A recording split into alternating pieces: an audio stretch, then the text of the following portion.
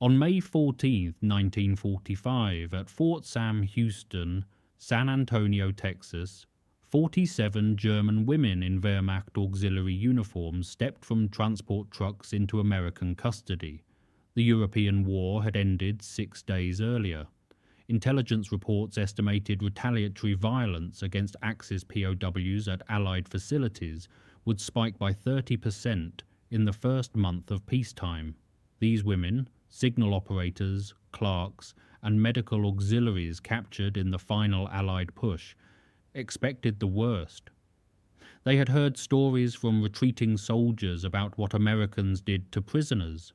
Through the wire mesh of the truck, they watched armed guards approach. Then Sergeant Robert Miller, 2nd Infantry Division, said 5 words that changed everything.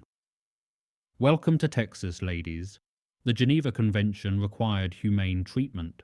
The records show something else happened here, something quieter, more deliberate, and entirely unexpected by both captors and captives alike." By dawn on May 15, 1945, the women stood in formation outside Barracks Complex C at Fort Sam Houston. Helga Reinhardt, former medical auxiliary with the 12th Army Communications Unit, counted the guards. 8 men, rifles slung casually, no bayonets fixed. This violated everything she understood about prisoner handling. Sergeant Miller moved down the line, his boots crunching gravel in the pale morning light. His face showed sun damage from the North African campaign, lines etched deep around eyes that held no malice. Behind him, 2 corporals carried wooden crates stamped with Red Cross insignia. The smell of coffee drifted across the parade ground. Miller stopped, gestured toward the mess hall, a low building with screens instead of bars on the windows. His voice carried clearly in the still air. "Breakfast is at 0600. You'll eat what we eat." Helga felt her breath catch. She had prepared for interrogation, for cold rations, for isolation. Not this.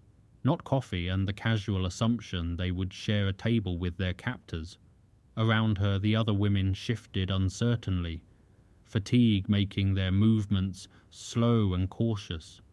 The sun climbed higher, burning off the morning haze. In the distance a flagpole stood empty. Someone had forgotten to raise the colours, or perhaps chose not to. Miller noticed Helga watching. "First meal in 3 days for some of you, the medics tell me," he said. "We'll get you sorted." His tone carried the flat certainty of a man reading from a maintenance checklist. No warmth, but no cruelty either. Just the mechanical efficiency of a system designed to process, classify, and contain. Helga wondered which was worse, the enemy you expected or the one who offered you breakfast. At 8:47 that morning, Lieutenant James Green arrived at the mess hall carrying personnel files under one arm. He was 23 years old, commissioned 4 months earlier, and clearly uncomfortable with his assignment. The women sat at long tables, separated from the American soldiers by an aisle of empty space that no one had ordered, but everyone maintained. Green distributed tin plates, standard issue, not the wooden bowls reserved for enemy prisoners in training manuals. Helga watched him fumble with the stack, his hands too careful, as though afraid the plates might shatter. "Regulation states you receive 2,000 calories daily," Green said, reading from a typed sheet. "Medical staff will monitor for nutritional deficiencies." He paused, then added without looking up, "There's more bread if you need it." This was documented in the Fort Sam Houston Daily Operations Log. German POWs received the same rations as American personnel, adjusted only for medical necessity.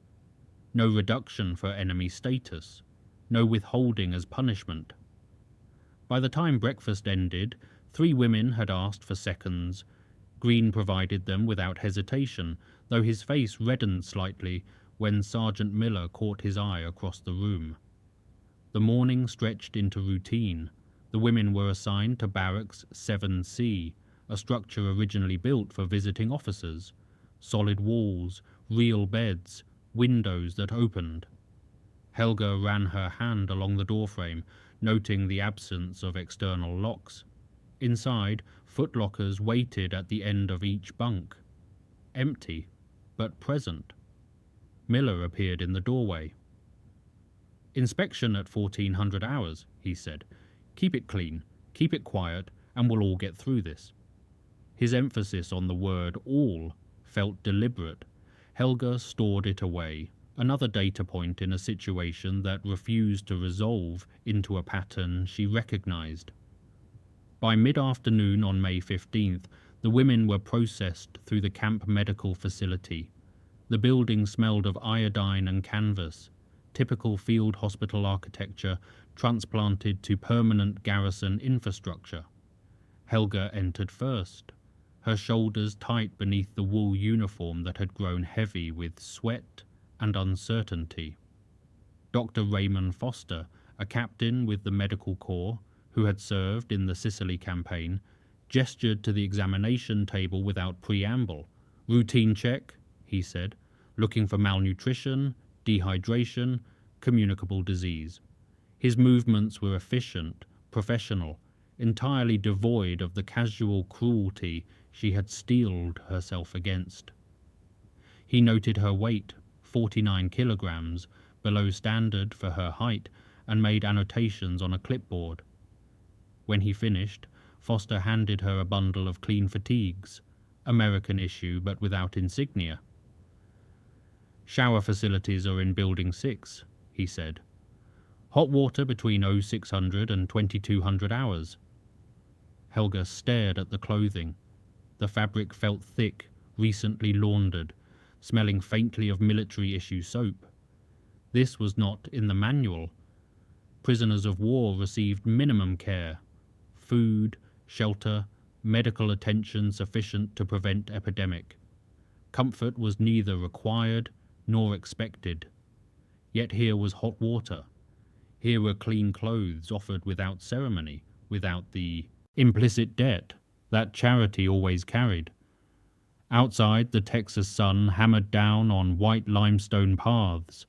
Helga stood in the shade of the medical building, the clean fatigues pressed against her chest, and felt the first crack in her defensive certainty. She had been trained to resist interrogation, to maintain discipline under duress, to endure whatever punishment victors imposed on the defeated. No one had trained her for kindness, for the casual assumption that she was human enough to deserve hot water and clean cloth. Sergeant Miller passed by, nodded once, and continued toward the motor pool. In his wake, Helga felt something shift.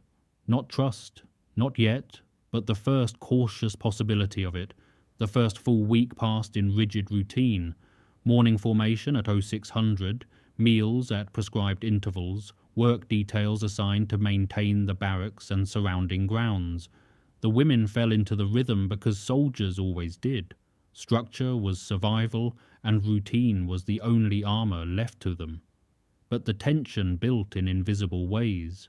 Helga noticed it first in the silences, conversations that stopped when American soldiers approached, then resumed in careful, neutral tones.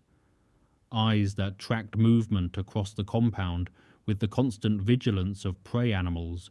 Lieutenant Green made daily rounds, clipboard in hand, recording observations that would eventually become part of the historical record. Prisoners appear adequately nourished, no signs of mistreatment or unrest. Cooperative with camp regulations. What the reports did not capture was the weight of uncertainty that pressed down on every interaction. These women had been soldiers in an army that had committed documented atrocities. They knew what prisoners of war meant in practice, regardless of Geneva Convention language about humane treatment. They had seen the photographs, heard the stories whispered through field hospitals and communications bunkers. What happened to Russian prisoners, to Polish civilians, to anyone designated as enemy or inferior? They expected reciprocity. They expected the debt to come due. Instead, they received hot meals and medical care and the strange, unsettling courtesy of men who treated them like soldiers rather than like defeated enemies to be punished. On May 22nd, 1 week after their arrival, Sergeant Miller called Helga aside after evening formation. "You're medical trained," he said. It was not a question. He had read her file. "We've got an aid station that could use organization. Records, supplies, basic inventory. Interested?" Helga felt the trap close before she could identify its shape. Cooperation meant complicity. It meant accepting their status as something other than pure enemy. But refusal meant what? More empty hours in the barracks, more time suspended in the liminal space between war and whatever came after. "Yes, Sergeant," she heard herself say. Miller nodded, made a note, and walked away. That night, lying in the dark, Helga wondered what she had agreed to. By the end of May, the heat had become oppressive. Texas summer arrived with the weight of a physical presence, pressing down on the limestone buildings and turning the parade ground into a shimmering expanse that wavered in the afternoon light. The women learned to move slowly during midday hours, to seek shade wherever the sparse camp architecture provided it. On May 28th, Ingrid Hoffman, 29 years old, former supply clerk with Army Group Center, collapsed during a work detail. The heat took her quickly, one moment standing, the next crumpled on gravel, her face grey beneath the tan she had developed in 1 week of Texas sun. The American medics responded in 90 seconds. Helga, working nearby at the aid station, heard the commotion and ran. By the time she arrived, they had Ingrid on a stretcher, Dr. Foster barking orders about intravenous fluids and electrolyte balance. The response was immediate, professional, identical to how they would have treated one of their own. This was documented in the medical log. 1447 hours, heat exhaustion case, German POW, treated per standard protocol, full recovery expected. But documentation could not capture the shift that happened afterward. The women gathered in the barracks that evening, their voices low and sharp with accusation. Someone said it was Ingrid's fault for working too hard, for trying to prove something to their captors. Someone else said it was the Americans' fault for assigning work in dangerous heat. The arguments spiraled, fueled by weeks of suppressed tension and the terrible uncertainty of their situation. Helga tried to moderate, to impose the kind of order that had kept them functional during the war, but the pressure had built too high. They were prisoners, but they were also soldiers without purpose, women without a country to return to, people suspended in a strange half-life where their captors treated them with incomprehensible decency. When Sergeant Miller appeared in the doorway, the argument died instantly. He looked at them for a long moment, his expression unreadable. "Hoffman is stable," he said. "She'll be back on light duty in 3 days. Work details are suspended during peak heat hours, effective immediately." He left without waiting for acknowledgement. In the silence that followed, Helga understood something that the records would never show. Kindness could be its own kind of cage, because it demanded gratitude, and gratitude was the first step toward forgetting what they were. On the evening of June 2nd, something unexpected happened. Sergeant Miller organized a recreation period after evening mess, an informal gathering by the equipment shed where soldiers gathered to smoke and talk after duty hours. He invited the German women, not ordered them, invited them. Helga stood at the edge of the group, watching American soldiers sit on wooden crates and overturned fuel drums, their conversations low and relaxed in the cooling air. Miller caught her eye, gestured to an empty crate. She sat, feeling the rough wood through her borrowed fatigues. For 10 minutes, No one spoke to her directly. The Americans talked among themselves about baseball scores, about letters from home, about the rumor that the Pacific War might end by autumn. Normal soldier talk, the kind that happened in every army in every language. Then Miller offered her a cigarette. Helga did not smoke, but she took it anyway, let him light it, drew the smoke into her lungs and fought not to cough. "You worked medical in the war?" Miller asked. It was the first personal question any of them had asked her. "Communications unit," Helga said carefully. "Medical auxiliary. Radio operators got injured. I patched them up." Miller nodded, considered this. "We had a guy in North Africa, medic who started as a radio tech, said it taught him to stay calm under pressure. Keep your hands steady when everything around you is going to hell." There was no judgment in his voice, no implicit accusation, just the recognition of one soldier talking to another about the war they had both survived. Helga felt something loosen in her chest, some defensive tension she had maintained since the moment she surrendered. This was dangerous. This casual acceptance, this treatment as though she were simply a soldier who happened to be on the other side, rather than a member of an enemy army responsible for documented atrocities. She should refuse it, should maintain the distance that preserved clarity about who was captor and who was captive. But the evening was cooling, the cigarette was burning slowly between her fingers, and Sergeant Miller was telling a story about a supply convoy that got lost in Tunisia and accidentally delivered ammunition to a British unit that needed it desperately.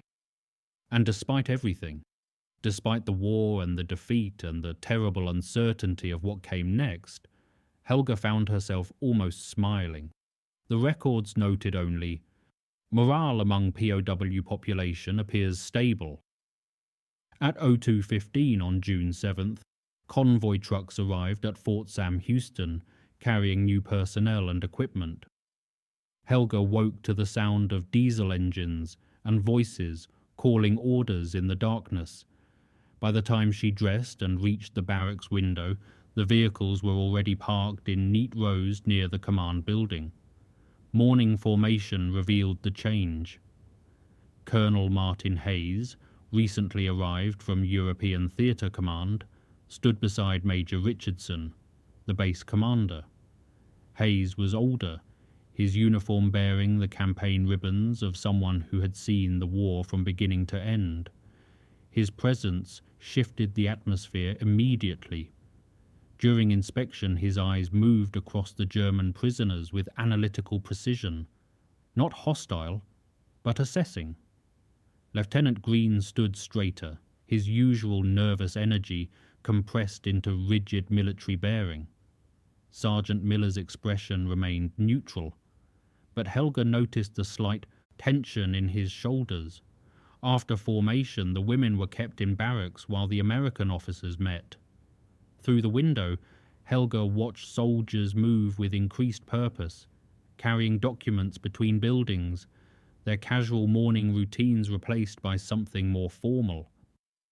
At 1400 hours, they were called to assembly. Colonel Hayes stood before them, Major Richardson and Lieutenant Green flanking him. "I've reviewed the camp operations," Hayes said. His voice carried the flat authority of someone accustomed to being obeyed without question.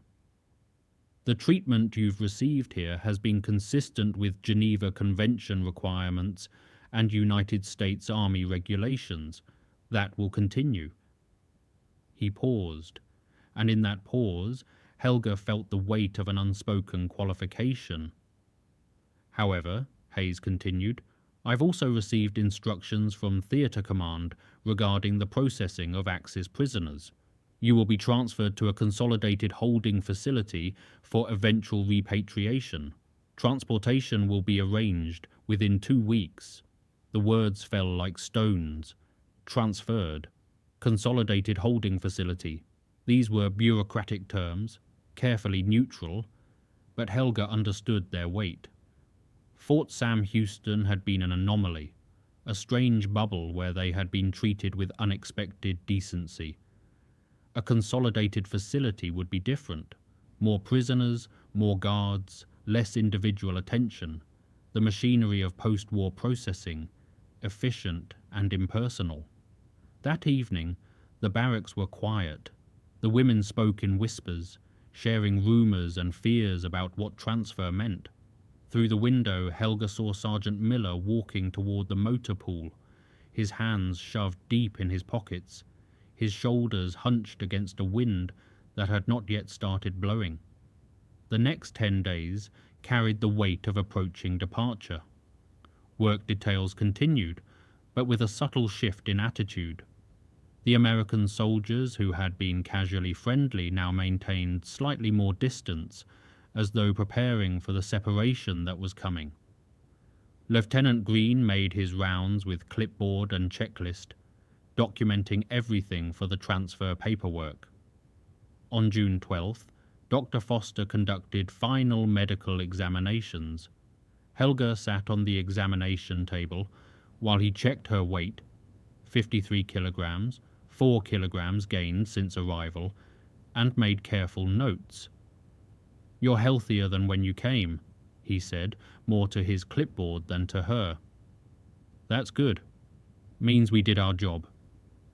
Helga wanted to ask what would happen at the consolidated facility, whether the treatment would be the same, but the questions died in her throat. Foster seemed to sense them anyway. "The Army has protocols," he said carefully. "Wherever you go, Geneva Convention applies. They'll take care of you." It was not quite reassurance, but it was something. On June 14th, Sergeant Miller appeared at the barracks with inventory forms. The women were to account for all issued items, fatigues, bedding, personal effects. Everything had to be documented, checked, and packed for transport. Helga helped organize the process, falling back into the administrative efficiency that had defined her role in the war. It was easier to focus on lists and numbers than on the strange grief that had settled in her chest. That evening, Miller found her outside, watching the sunset paint the Texas sky in shades of orange and purple. He stood beside her in silence for a moment, then said, "I looked up your unit's record, 12th Army Communications. You were at Remagen when the bridge fell." Helga nodded. She had been 50 kilometers away, actually, but close enough to hear the stories, to see the wounded men flooding back from the collapse. "We lost good people there too," Miller said quietly. "Americans, I mean. War doesn't pick sides when it comes to that." It was the closest either of them had come to acknowledging the fundamental strangeness of their situation, former enemies sharing cigarettes and conversation as though the war had been something that happened to both of them rather than something they had done to each other. The sunset faded. Miller nodded once and walked away. Helga stayed until full dark, memorizing the way Texas looked when the heat finally broke. On the morning of June 16, 1945, the transport trucks arrived at 0600 hours. They were newer vehicles than the ones that had brought the women to Fort Sam Houston a month earlier. Cleaner, better maintained, with canvas covers to protect against sun and dust. The women assembled with their minimal belongings, everything they owned fitting into standard issue duffel bags. Sergeant Miller conducted final roll call, his voice carrying the same flat efficiency it had held since the beginning. But when Helga's turn came, he paused fractionally before checking her name off the list. The loading process was orderly, each woman assigned to a specific vehicle, each vehicle assigned a specific position in the convoy. Lieutenant Green moved down the line with his eternal clipboard, verifying numbers against transport manifests. Dr. Foster stood near the medical building, watching but not participating, his hands shoved in his pockets. At 0645, Colonel Hayes emerged from the command building. He walked to the front of the convoy, his posture military perfect, and addressed the women formally. "You have been prisoners of war under United States custody "For 33 days," he said.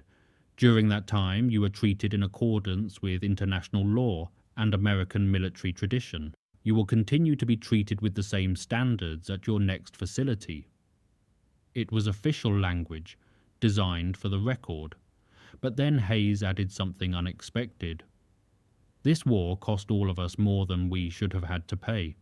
I hope the peace costs less." The trucks started their engines. Helga climbed into the cargo bed, settling onto the bench seat amongst women who had become familiar over the past month.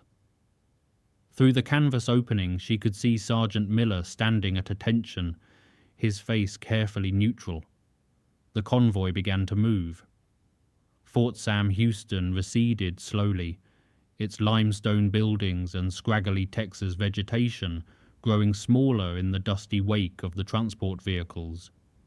Helga watched until the base disappeared entirely, swallowed by heat, shimmer, and distance. Beside her, another woman. Inge, a former signals operator, said quietly, "I didn't think Americans could be like that." Helga nodded, understanding what she meant. They had expected justice, or revenge, or cold efficiency. They had received something harder to categorize, basic human decency applied with bureaucratic consistency, as though their enemy status was simply a technical classification rather than a moral judgment. The convoy drove east, carrying 47 women toward an uncertain future and away from a month that would remain inexplicable in memory. The consolidated holding facility was located outside Houston, a temporary camp built to process the flood of prisoners being repatriated to Europe. The women arrived on June 17th after an 8-hour drive through Texas landscape that gradually shifted from scrub desert to humid coastal plain. This facility was different immediately. More prisoners, hundreds of them, maybe thousands, arranged in neat rows of identical barracks surrounded by proper fencing and guard towers. More guards too, their weapons more visible, their expressions more distant. The processing took 3 days. Paperwork, medical checks, assignment to permanent barracks units, integration into the larger prisoner population. Helga moved through it mechanically, answering questions and following instructions with the practiced compliance of someone who understood how institutions worked. But she noticed the differences. Here, the guards maintained strict distance. Meals were adequate but impersonal, served cafeteria style by other prisoners rather than shared at common tables. Work details were larger, more regimented, organized with the efficiency of a system processing thousands rather than dozens. There was nothing wrong with it.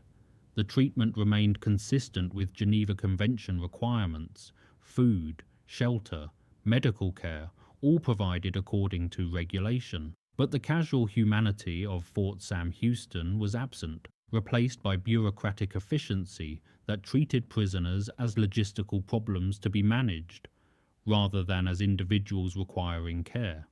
On June 20th, Helga encountered 3 women from another unit who had been processed through a different Texas facility. Their experience had been similar: adequate treatment, proper rations, medical attention, and the same slightly bewildered sense that American prisoner of war management was characterized by procedural correctness rather than vindictive cruelty. "They fed us better than our own army did the last year of the war," one woman said, quietly. It was true but dangerous to say aloud. Acknowledging that their captors had treated them better than their own command implied uncomfortable questions about the war itself, about the choices they had made and the cause they had served. That evening, lying in her bunk in a barracks that held 60 women instead of 47, Helga thought about Sergeant Miller's parting words. War doesn't pick sides when it comes to that. Maybe that was the point. Maybe the Americans had simply decided that winning the war meant not becoming the enemy they had fought, that treating prisoners with basic decency was not kindness but principle, a line they drew for themselves rather than for their captives. The records showed it clearly. Of the nearly 400,000 German prisoners held in the United States during the war, the death rate was less than 1%, the lowest of any major power, numbers that spoke louder than any propaganda about the character of the victor. By autumn 1945, the machinery of repatriation had begun moving with increasing efficiency. Helga and the other women from Fort Sam Houston were processed through multiple stages: verification of identity, confirmation of non-criminal status, medical clearance for transport, and assignment to repatriation convoys scheduled for Europe. The war had been over for months, but peace remained a complicated administrative process. In late October, Helga received notification that she would ship out on November 3rd, sailing from New York to Bremen as part of a larger prisoner repatriation convoy.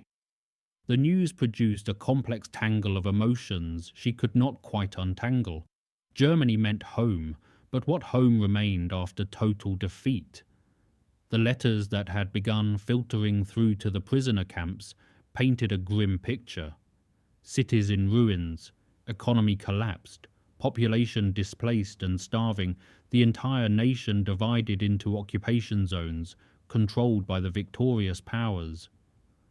Fort Sam Houston felt increasingly distant, already taking on the quality of something half-remembered, like a story someone else had told her.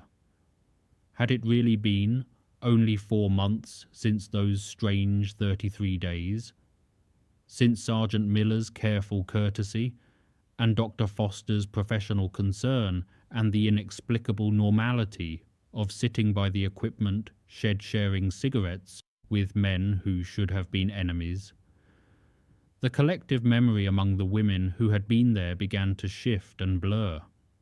Some insisted they had been treated well only because the Americans needed their cooperation for some unstated purpose. Others claimed it had been propaganda, a show trial of humane treatment designed for documentation.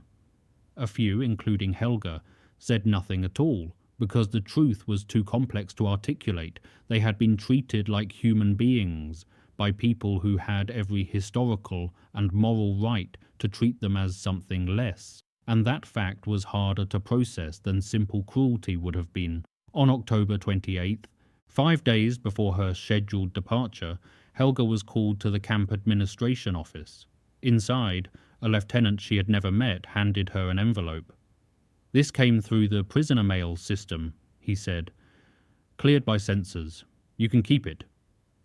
The envelope was standard military issue, addressed in careful handwriting to Helga Reinhardt, former 12th Army, currently POW Houston facility. Inside was a single sheet of paper.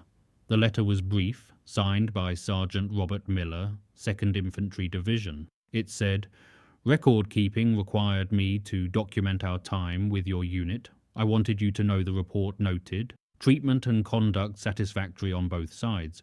Good luck with whatever comes next." That was all. No sentiment, no philosophy, just the flat statement of fact that characterized everything about their time at Fort Sam Houston. Helga folded the letter carefully and put it in her duffel bag, where it would remain for the rest of her life. Fort Sam Houston returned to normal operations within days of the German prisoners' departure. The barracks they had occupied were cleaned, inventoried, and reassigned to incoming personnel. The war in the Pacific ended on August 15th, and by autumn the base had shifted to peacetime functions, demobilization, training, and the processing of soldiers returning home from overseas deployment. Sergeant Miller received new assignments, moved through them with the same methodical efficiency he had applied to prisoner supervision. In November he was promoted to staff sergeant and transferred to administrative duties. The report he had filed about the German POW unit, the one he had mentioned to Helga, became part of the vast paper archive that documented every aspect of the war. It contained no dramatic revelations, just a careful notation of facts: number of prisoners, duration of custody, rations provided, medical incidents, work details assigned, and the final assessment that treatment had been consistent with Army regulations and Geneva Convention requirements. There was one additional note buried in the narrative section where officers were permitted to include observational comments. Prisoners demonstrated consistent discipline and cooperation. Staff demonstrated professional conduct throughout. No incidents of hostility or misconduct on either side. Those two sentences captured something the official language could not quite express: the strange mutual performance of duty that had characterized those 33 days. Both sides had fulfilled their roles, the Americans as lawful captors, providing required care, the Germans as compliant prisoners, accepting their defeat. But beneath the formal structure, something else had happened. A quiet demonstration that the machinery of war could be dismantled without descending into vengeance, that enemies could be treated as human beings without compromising military discipline. In December 1945, Miller received orders for discharge. He left the Army in January 1946, returning to civilian life, carrying the same careful reserve that had defined his service. He did not speak much about the war. Most veterans did not in those years. But occasionally, when asked about his time in Texas, he would mention the German prisoners. They were just soldiers, he would say, like us, caught up in something bigger than any of us could control. It was not poetry, not moral philosophy, just the plain observation of a man who had done his duty and tried to do it with decency. The record bore him out. Fort Sam Houston, like hundreds of other American POW facilities, had maintained standards that would later be studied as examples of lawful prisoner treatment. No perfect system, but one that had generally succeeded in separating the warriors from the war, in treating defeated enemies with the basic humanity that international law required, and American military tradition demanded. In the winter of 1947, nearly 2 years after the war's end, Helga Reinhardt sat in a small apartment in Cologne and wrote a letter to the United States Army Records Division. The city around her was still largely rubble, reconstruction moving slowly through a devastated landscape. She had found work as a translator for the British occupation forces, her wartime language skills proving unexpectedly valuable in the new order. Her request was simple. Could the Army confirm that she had been held at Fort Sam Houston, Texas, from May 15th to June 16th, 1945?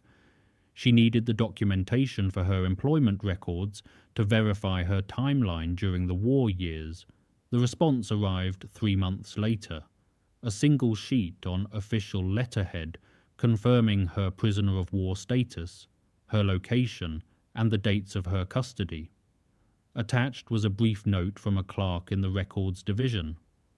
Your file indicates no disciplinary incidents during imprisonment. Medical records show improvement in health status during custody period. Repatriation completed November 1945 without incident. That was all. The bureaucratic language captured none of the texture of those 33 days, none of the strange human complexity of enemies, learning to coexist with unexpected decency. But Helga kept the letter anyway, filed it carefully with the other documents that constituted proof of her existence through the war years. The letter from Sergeant Miller remained separate, kept in a small wooden box that held the few personal items she had managed to preserve through displacement and repatriation. She never tried to contact him. What would she say? Thank you for treating me like a human being. Thank you for doing your duty according to law. The gratitude itself felt compromised, tainted by the underlying reality that she had been a member of an army responsible for documented atrocities, and he had been a member of the army that defeated it. The only appropriate response was silence and the quiet acknowledgement that sometimes history played out in complicated ways. Years later, in the 1960s, when scholars began studying American prisoner of war treatment during World War II, Fort Sam Houston would appear in their research. The facility's records, meticulous documentation of rations, medical care, work assignments, and disciplinary actions would be cited as evidence of compliance with international law. The death rate among prisoners, 0. The escape rate, 0. The documented incidents of mistreatment, 0. Numbers that told a story more powerful than propaganda.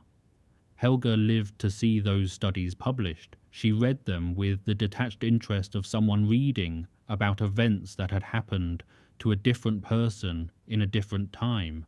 But sometimes, late at night, she would take out the letter from Sergeant Miller and read the brief, formal words, "treatment and conduct, satisfactory on both sides," and she would remember Texas and coffee and the strange grace of enemies who chose to remain human